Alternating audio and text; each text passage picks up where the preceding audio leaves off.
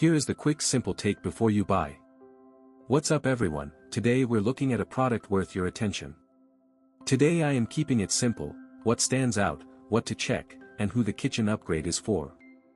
I am focusing on practical value, what it does, why buyers may like it, and the main thing to verify before ordering. The first thing that stands out is the feature set. Superior function, the Cuisinart Pro Classic 7-cup food processor with a 600-watt motor functions as a food.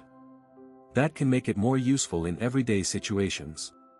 Easy to use, the 7-cup food chopper has on and off/pulse buttons with an extra large feed tube that holds.